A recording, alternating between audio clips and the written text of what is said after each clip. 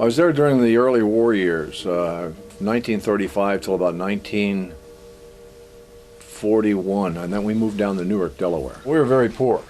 I was raised from a very, very, very poor family. And when I was at Newark, Scranton, my stars, that was just the tail end of the Depression, the large tail end of it. You can imagine what that was like. Dad only had a job working in the mines where they made something like 15 cents an hour, you know. And then got moved to Delaware. Things got a little bit better. We had our own place to live in, but it was a shared house. I went back here 2 years ago and went back and saw it. I broke down and cried. Oh my. The mines had closed down in Scranton. My dad was having a tough time finding work. He only had a third grade education. He was a miner. And he used to run a milk route on weekends. And so he found out that there was a tank plant in Newark, Delaware, and he wanted to go down and make tanks for the Army. So he got a job at the tank plant, which later became the Chrysler Corporation of Newark, Delaware. And I grew up in Newark till my sophomore year in high school. And my parents moved across the Maryland line, which is only a mile and a half out of town. And I had to go to a Maryland school.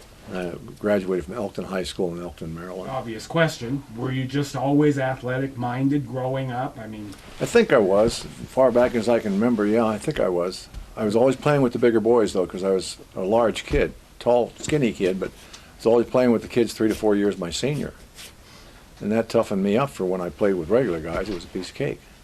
Anyway, Newark, my time at Newark was the best time of my life. When I got to Elkton, I was hated because I was from the enemy school and I didn't know any better and how kids thought in those days. Luke Brown, when did you meet him? Because I've read that you grew up together. Well, I met Luke, as you know him, Luke Brown. His name is Carl Dennis Campbell, and we called him Diddles. And the reason we called him Diddles because when he was young, he couldn't pronounce his own name. He'd say Diddles, Diddles. Instead of Dennis, Diddles, Diddles. See? So we called him Diddles, and I didn't meet him till my sophomore year in high school.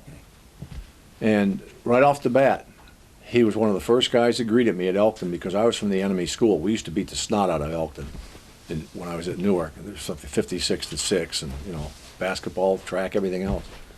And here's this athlete coming over from Newark into Elkton, and the guys that were the athletes in Elkton didn't want to see their jobs taken, so none of them really cared for me at all except Diddles. Diddles knew what I was as soon as I got there. And it was like two brothers. And we grew up, from that point on, the rest of our lives are meshed together. I was a right end on the football team, he was a right tackle. I was a forward on the basketball team, he was a center. I was a pitcher on the baseball team, he was a catcher. I threw the shot, and he threw the shot, I threw the discus in track. Joined at the hip. Yeah. Same thing, went to college. We went into service. That's when we split up for a short period of time. He decided he wanted to be a Marine. I said, I don't want to go into the Marines. Are you kidding? They shoot at you. So I'm going to go into the Air Force. He says, oh, they're nothing but a bunch of sissies.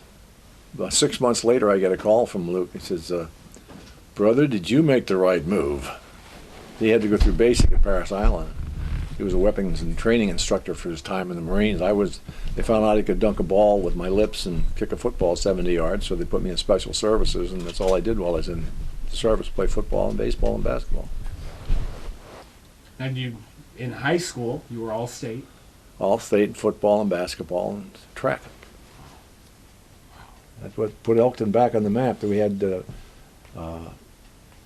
Luke Brown, Carl Dennis Campbell, Luke Brown, was the tackle. I was one of the linebackers. I played offensive right end. He was offensive right tackle. I punted, kicked off, kicked the extra points. Then we had Dick Speakman, who was a 200-pound running back, which is practically unheard of in those days. Emmett Brockell, 6'4", 215, was a quarterback. Our line averaged 235 a man. I was the lightest one on the line at 205 pounds. You filled out, though. Oh. We had a bunch of mean boys. We had a kid by the name of Bobby Troig that played offensive right guard and defensive right guard. Oh, man, I hated practicing with him. 2-on-1 drills. He'd kill you. You had to be tough just to play against him. Had a nose that went like this. Leather helmet. Oh man. The good old days. The good old days. Not like now. No. These sissies. I'm an offensive specialist. Oh, for pity's sakes. It's funny because Going through the service and getting out, and then I went to Marshall University on a football scholarship. Luke went to Xavier. We were both in the same conference. And we both only stayed 1 year, you know. And then I didn't see him for 3 or 4 years after that, and I went to work for the DuPont company in Wilmington, Delaware. And he comes walking into my office at E.I. DuPont, Dina Morrison Company, 13th floor of the DuPont building in Newark. Comes walking into my office one day, and I'm just about jumped all over him. I couldn't believe it was him. He looked great. He was slimmed down. He was in really, really good condition. Finally found out, I said, "What are you doing for a living?" I said, "I'm a professional wrestler." I says, "You got to be kidding me. That's fake and phony stuff." Well, we got to talking. He says, "Do you still think you can pin me in 30 seconds? I says, "A piece of cake." He said, "Let's go down to the Y." Big mistake. He used me for a lawnmower. Up and down the mat. I had strawberries in the back of my tongue. I said, "Where did you learn all?" He says, "I told you I was working with Whipper Billy Watson up in Montreal and Toronto, and I've learned how to hook." I said, "What's a hook?" He says, "It's this way." He says, "What's an amateur? Show me an amateur wrestling hold." So I showed him. He said, "This is a pro hold." I said, "Oh, that got my attention real quick." He said, "I can go south of one of your joints and bust it for you." He said, "That's why I beat you so easily." So why don't you break in the business? I said, "I'm too small. I only weighed about 205 pounds in those days." And he says, "I'll tell you what." He says, "Here." And he pulled this wad of money out, big round wad of money, and I thought it was Monopoly money. And he gave me $100. I was making $250 a month at DuPont as a junior executive, right?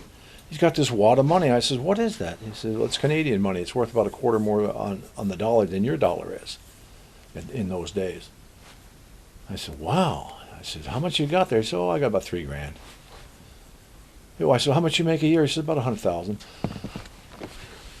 $100,000 a year? I says, "You're crazy." He says, "No, I'm telling you the truth." He says, "You saw my car, a brand new Cadillac."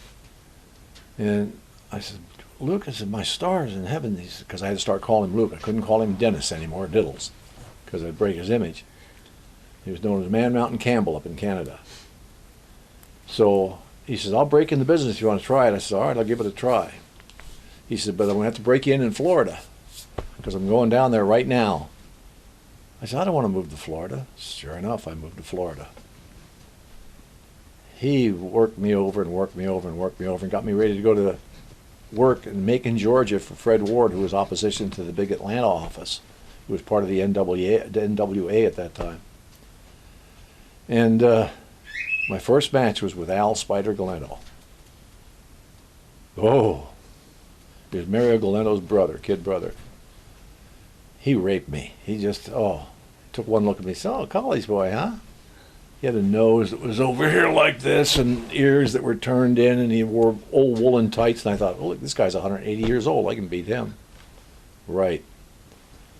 To this day, I know why they called him Spider. I went for a double leg Russian, and he disappeared. Luke was merciful. Spider was not merciful. I was ready to cry. I wanted to get out of there. And he graciously consented to beat me in about 8 minutes, and I quit that night. But if I can't beat that old man, I can't do anything. And they hated rookies in those days. Business is a little different in those days than it is today. That was on a Tuesday. Went into the office, I got my check on a Thursday morning. It was for a little over $300 and some, which is more than I made in an entire month.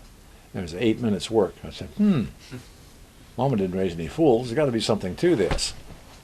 So that's how I got my start.